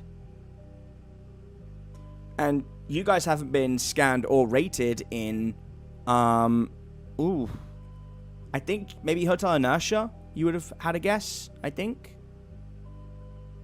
Yeah, it was a while ago. Like, we've definitely changed. It might have been at the Stuff. beginning of What Secrets We Keep, but it's been a big difference since then. Mm-hmm. So, I'm going to give you guys a moment to debate amongst yourselves as to what you think your power levels are, and I will give you an experience point if you get close enough to the realms of what it is. Okay. Are you putting it in the chat? Of course. How silly of me. I will do that now. Are we having this like talking in character? I think it'd be really funny as you're scanning us. We're all just kind of like, okay. Yeah, no, so that's what I'm saying. Like, I think it'll diffuse some Oh, of the good. tension. Yeah. Okay, so. If And I still had ball inside me, oh, buddy, Hello? I'd be nuclear. at Pause. least. Pause. Hello. If you still had what inside you? there's no time for you. BAAL. Ball. Not balls. And then he says it anyway. Okay. A voice from above demands to have Flebs reiterate exactly what he said. If There you go. Ball the demon Demon King Ball. But We're still inside. stop saying that so loud. If the Too Demon soon. King Ball, I'd be nuclear. That's you are probably right about that. Yeah, but yeah. No Our deluge. on kind of our kind of shortcomings, let's be really quiet against the people who are here to like check our credibility. Yeah, true. Right. So what can you I don't know. Don't you have ball anymore? Aren't you kind of the expert again? Don't you have like your pad and like your bag and the flamethrower? I haven't seen the flamethrower in like months. I don't think so. I can still bite people. I can drain their life. So You can we cannot all. still bite. No, you cannot still can't- bite. I No, can't you're bite not. people anymore. No, you're not a monster. No. Well, I think he means he can literally bite people. We can all bite people. I mean, yeah, Flebs. yeah. That's- Bite, I'm so sorry. just not as effectively as I could before. Correct. Okay. I do have new magic. I can drain souls, Okay. Just keep life the drain. volume down on that. Does Callista know that Callista knows that he made a deal with death? Is that what we said before? I don't think so. So she'll definitely have a sense that he's different, but I think, like, Oh. it's also something she's not going to deal with right now. I think. Yeah. But she would sense that. Yeah. Okay. I'll Okay. give you We'll guys talk an about it later. update. Yeah, we'll talk about it later. Yeah, there's some All right. changes I went through. Well, we all go through those. I'm glad you're okay. I think. Thank you. Yeah, I think I am too. Thanks. No more transforming into ugly thing. Jericho, Alright. I feel that the more fractals you pick up, the higher your rating becomes, most likely. Yeah, but do we think that's an added bonus or a multiplicative one? What? Are we saying that like, oh, one fractal equals one tier, or am I like or am I like multiplying the how many fractals by the tier I started in and going up by then? Okay, let's establish like a floor, like in a ceiling, right? Ceiling real quick. So I don't care. Just follow with us. No, she's treating right Okay, now. so okay, because she's busy and she's an important part of this group, we're not here to make fun of her. But I will say, I think, kind of unequivocally, Fala might be the sturdy floor of our group. That is correct. Thank you, Capri. Yes, I'm not saying she's at the bottom. I'm just saying that she sets the standard. The bar is set by Fala at the area where she's at. Would you like to take a guess just to like get a point for her? Now remember, physically she might be weak, but she's from the future, she has a time machine, and she has destructive weapons beyond current understanding. Just throwing that out there. Understandable. Deluge. Or volcanic. I want to throw my head in for volcanic. She is a low volcanic, you are correct. Nice. Fala has the ability of let's- foresight. She knows how things will begin and end within a certain degree of flux. She also has the ability to remove herself from situations without anyone noticing. And she possesses weapons beyond the current capability understanding of the disaster unit. Rest assured, she is still dangerous. Because she's from the future, you guys think they have a file on Fala? The Fala file? She shouldn't exist, right? So no, right? No? Thoughts? In the future, yeah. But they're from the now, Flebs. They wouldn't have a future zone. She did Yeah. work. She did work for the Institute, though. Was all that stuff not fake? Again, Yes, she's from the but she future. lied to work there. And also, God, she's like 19. I don't think she has a degree. She's And about that is now 20 filled me something. with- She's 20 something. I That has believe. filled me with immense dread knowing she's working on people's lives. Upstairs. She is naturally medically gifted. Like she had to learn while she was on, like out there getting on with things. But yeah, okay. So that's a point for Fala. So please remember she has an experience point. So I want to give it to her. Flebs, did you say you wanted to hold on guess? to that. I don't know. After this change, I feel like do I still have the cryptic compendium? Nope. Okay. Nope. You lost it. If you remember correctly. Then I think I might be. Jeez. Pretty weak now, fam. Volcanic. You are also a middle be a volcanic. Yes. While Nice. Flebs, you are physically not as strong as others, you have ingenuity, wit, intelligence, and adaptability on your side. You would still pose a great threat should you ever defect to the other side. Consequently, it should interest you to know that when Baal possessed your body, you were a nuclear. That's cool. I'm starting Felt getting pretty that strong. social terrorist like level. Chewy? Yeah. If I would have to guess, I would guess that Jimmy would probably be a low cyclone on the level. When you are in human form and controlling yourself, Jimmy, you are a high deluge. However, Disaster Unit reviewed your footage of when you became uncontrolled with your rage, and decided to put you in the low cyclone area. Nice. Because of your self-healing ability, your weaponry you have acquired over your hunts, and your degree of immortality, there is concern that one day you may rage, and no one could stop you.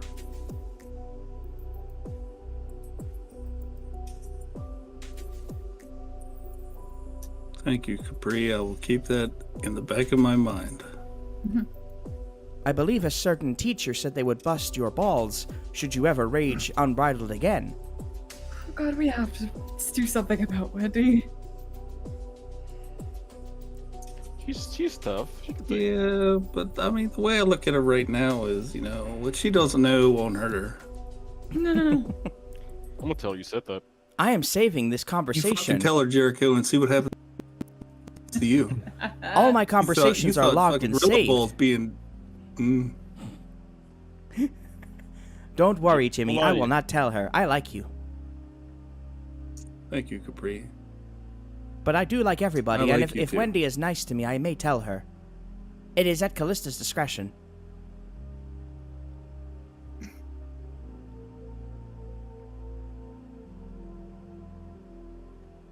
All right. I'll keep that in mind as well. Thank you, Capri. Jericho uses telepathy to start whispering close to the ear. Tell Wendy, tell Wendy. This is your conscience. Tell Wendy, tell Wendy. Who's next? The two most powerful individuals in the group. What a surprise! Yeah, I don't know where I'm at. Yeah, I'm going to put it on nuclear, and that's all. Jericho, your growth over the last 6 months has been nothing short of astounding. For example, when you awoke in the old house, you were barely a low deluge. By the time that you were done with the Hotel Inertia, you rocketed up to a high cyclone. And now, you are a high nuclear, Jericho. When you are completely unhinged and unlocked, and he plays the footage of you literally just fighting recently, where your body began to glow with the electric light. He showed it's like a little we observe everything, and it is recorded all over. Oh, the thing to say we? I am still a part of the Surgeon Disaster Unit. There are many cameras in the park and all over, Jericho. Fair. And it shows the footage of you fighting Paint, fighting Zephyr, like all your fights, and the thing that's obvious is that you're getting more and more powerful in increments. There is concern, Jericho, between you and Callista, that should either of you ever become under the influence of insidious forces, or willingly defect, we would not survive. Current estimates predict that you will go to a beyond tier if you absorb the entire fractals.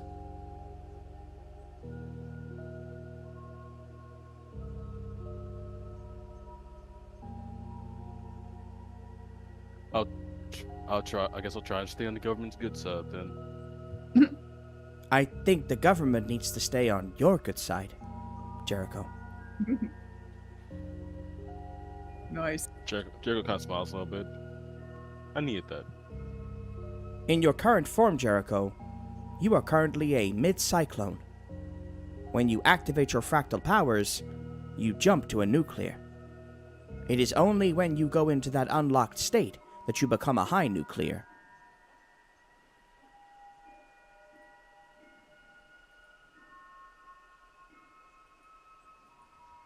All right. Well, I'll I guess note that for something later. All right, your turn. And he pushes like Callista forward.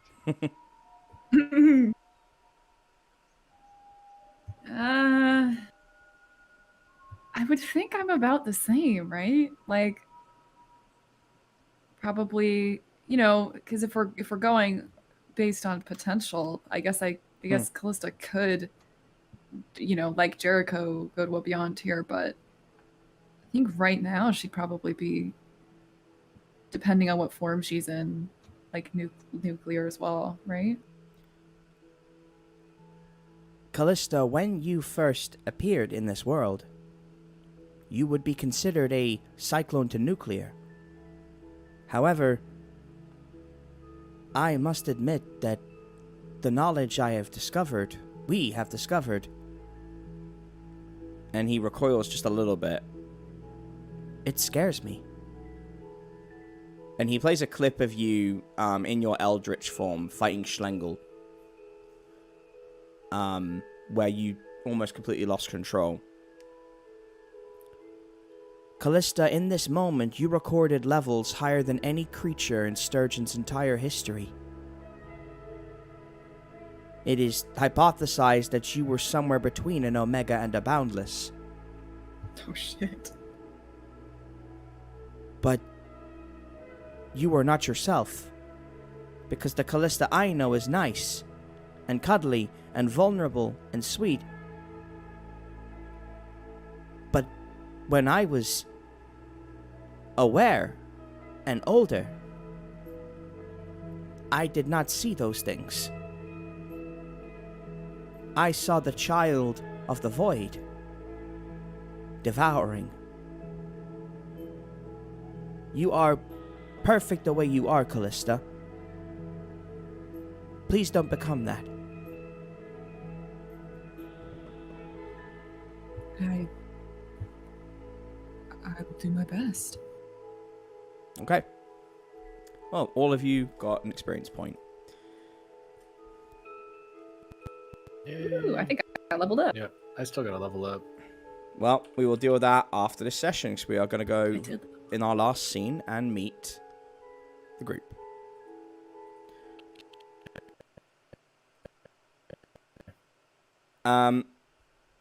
So you guys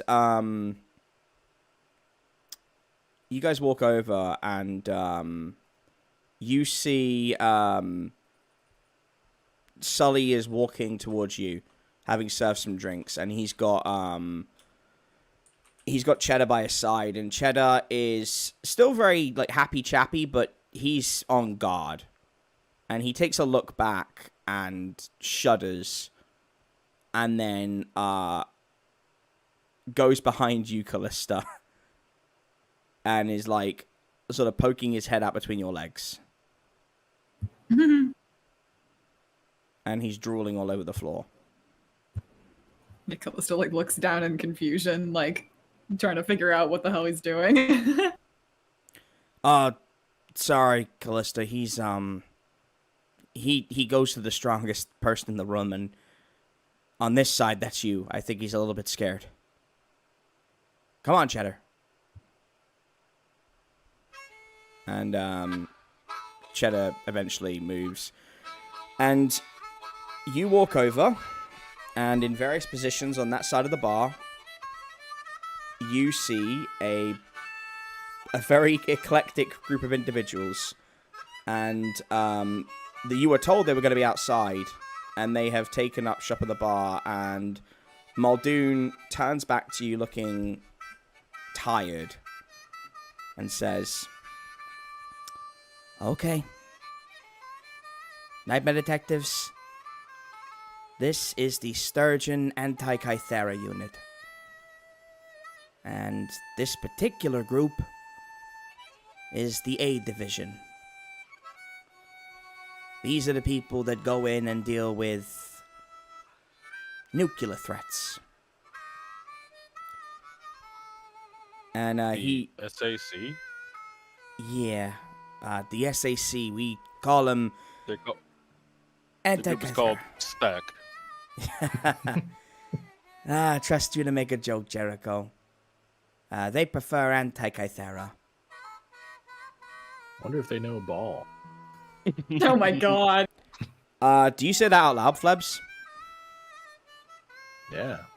Why? Why would you do that? Like, you can't. The demon thing. We can't. We just talked about this. No, it's okay. Oh So Jericho, you also said that out loud, didn't you? Oh fuck. Okay. At least run it together as a team. It's just great that you, like Muldoon gave you advice and you just completely ignored it. But I warned you, so Muldoon warned you, so this is on you. I don't feel any sympathy for either one of you. There's a woman sat at the bar, and let's just do the roll first. So I just want to make it known that as they say that, Callista just closes her eyes and lets out a slow breath. Hold on, before you roll, Teach, do we see her moving? Nope. Okay. No, there is no roll to help out on this one, I'm afraid, bud. In fact, actually, Jimmy, you can roll a sharp roll. I'll give you that. But she rolls her hand, and Flebs, you hear her say, "Down, boy," and she twists your balls. She twists them, and she twists them and twists them and twists them. And you were on the ground. You get to your knees, and it is like your balls have been put in a vice grip, and she doesn't let go. It is that level of pain where, like, she so she's gonna keep you there for a minute. Jericho, you actually so Jimmy, give me a shot. Oh, you got a shot 8. Yeah, you don't see anything. She moved without moving, and it was beyond your senses. Yeah. Oh, you're cutting out really bad, TJ. Yep. One more time? She on an 8, Jimmy, you see nothing. She moved without you even I figured. figuring it. Yeah.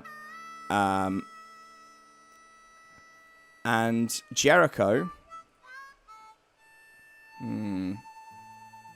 What happens, Jericho? Oh, nothing to me. Hold on. No. All right. Can't understand it. Nothing happened. I'm trying to do this slowly since my connection is doing the thing. Yeah. It's still cutting out. Yeah, it's okay. I know. It's all right. I can hear it. Don't you worry. Don't you worry. I can tell it's doing it. That's why I slowed down. Give me just a second. Jericho, from the back, a mountain of a man stands up that is so big, he makes Jimmy look average in height. And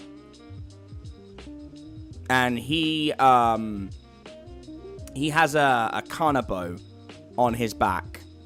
And I'm going to put these pictures in Visual Delights in just a minute. But my Roll20 is deciding it wants to run really slowly. And I don't want this scene to drag on, but it's important. Just when you want something to work, eh? What I'll do while that's loading, actually, I will put these in there. So, these are the two that... Okay.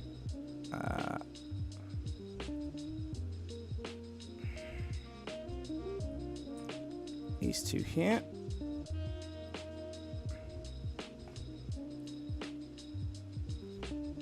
I really need a new PC. Like, it froze trying to copy and paste pictures. That's not good. So, these are the two you see, guys. Oh, wow. Yeah. The one on the right twisted Flebs' balls, and the one on the left has gotten up. And I'm going to quickly try and reopen this, so bear with me. Hopefully it doesn't freeze me. Well, Right? hold on. Oh I was my thinking the God. same thing. I mean, man. I honestly saw based on our two, like, you know, assailants. Callista's you're doing winning. deep breathing exercises. Yeah, I think Fleb's definitely winning. The bargain. I'm trying to get Roll20 to load the character sheet, and it is just... I cannot stress to you guys how slow my PC is running. It could be the heat, like, in my country at the moment, but also it is just not wanting to play ball with me. Hang fire. I really don't understand why it's been fine up until the scene that I really need it to work for, and now it's like, you want to load a character sheet? Oh, I can't do that. Like, let me It's okay. The longer that we prolong this, the longer that Flebs is in pain for. So fair point. Let me refresh. So I want to wrap Up here. Why are you having so much joy over that? Oh, it's not enjoyable. No matter how much of a masochist Flebs is, it's testicular torsion. It is not fun. Hey, sorry, TJ. Oh, hold on. Yeah. Come on. Come on. Flebs is red in the face. Can't even speak. I mean, at this point, you probably can't breathe either. Yeah. Well, I'm gonna say she at the same time what happens. If it doesn't load, I'm gonna have to it's just irritating because I would there we go.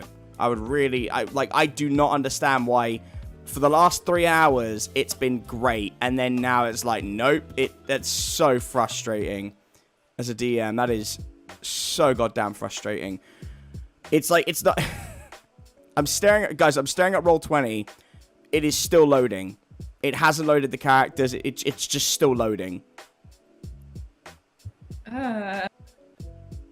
This is like it's like running a Windows 98 PC. It's that level of slow. If you stop the stream, would that help? Nope, it's I feel not like the that stream. usually takes up a lot of. No, it's not the stream. It's my PC. All right, there we go. Because the thing is, if it was the stream, it'd have done it like for the last few hours. It's just my PC being an asshole. All right. Oh my god, this is genuinely painful. All right, okay. It's loading it now. All right, thank goodness. It's only prolonging this scene. Way longer than it needed to be. While that's going on, just to sort of give some context, there are 2 teenagers, like sitting on top of the booths, and the girl says, "Oh blimey, that right there looked bloody terrible, didn't it?" And the boy says, I wouldn't want my knockers being turned like that. But he did. He was a bit rude. I mean, does he not know respect when he sees it? And he calls over and goes, "Oi, your mates there, do they not know how to treat people that are, they're working with, let alone stronger than them?" Is it still bad for you guys? Yeah, Teach, you were all jumbled. We got the part up until you were addressing us.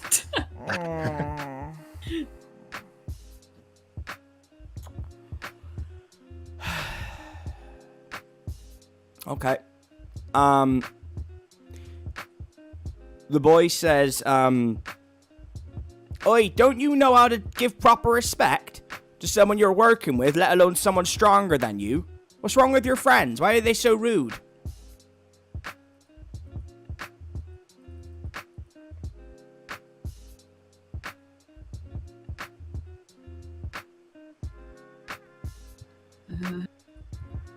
It's kind of always been like that.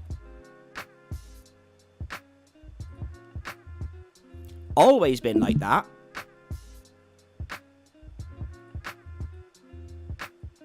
You're saying they've always been that rude? Oh, let's go. Is Jericho okay? Actually, believe it or not, we might have started out even worse than that.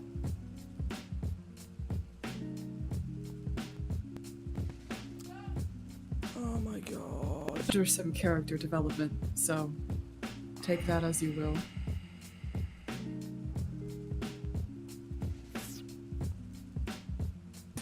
Okay, there we go. Jericho, you feel the Kanabo volleyed into your stomach, and you go flying into the back wall. And this big man stands there and says, "You show respect when you are working with people. What is wrong with you?" Did anyone get the license plate on that truck that hit me? Because this is currently I'm gonna take a decision here for this. Because this is a rest episode technically, and they are showing a sign of force, I'm not gonna make you roll harm, but it let's just say it would not be good. So yeah, Jericho, you are like volleyed into the wall, and the two ginger twins, they're like, "Oh, bloody hell! I mean, did you need to do that? That's unlucky, isn't it?" And the other one says, aye, that's very unlucky. Ooh. And the other two are still sat there, not really acknowledging you. And Muldoon sighs and says, okay, well, and he looks at you, Callista, and says, I told you that not... Why did they do that? I passed along your message. Again, this is just kind of how it always is with us. Yeah, okay. Hey, Tiamat. Tia. Let his balls go. I'm sure he'll stay quiet. Won't you, Flebs? Yeah. She, says, oh, very well. And she lets go, and, yeah, the pain subsides.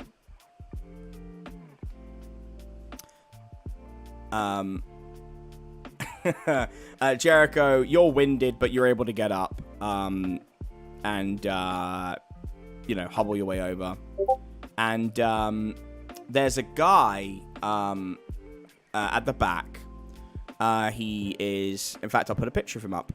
He is bald. He is wearing a yellow, cloak that is sleeveless. Like, the sleeves are, like, open and running down his back. And he's got a red shirt. He's bald. He's got a beard, no mustache, and he's smoking.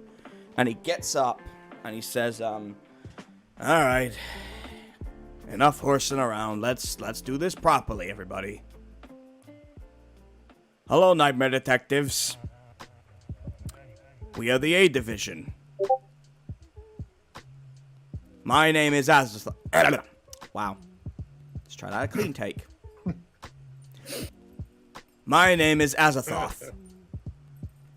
That nice lady over there that just gripped your balls in a vice is Tiamat. The big bulky one, that's Shoujo.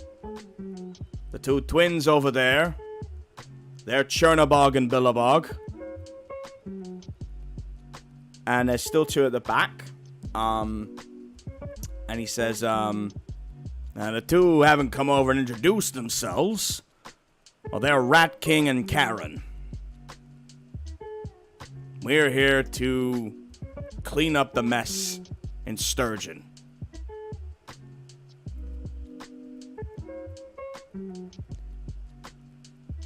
And, I'm thinking, do we want to... Yeah, okay. Callista. Mm-hmm. I would like you to make a sharp roll. Okay. And if anyone, whether they do it in this session or the next session, wants Capri to scan any of the people around, now would be the time. Oh, Callista. That's fine. That's okay. Callista, you got a 5. When you look down at the far booth, something about those two sitting back there repels you. And I will give you a picture of each one of them, of both of them. The one that is facing you, he turns and raises his glass. And this is Rat King.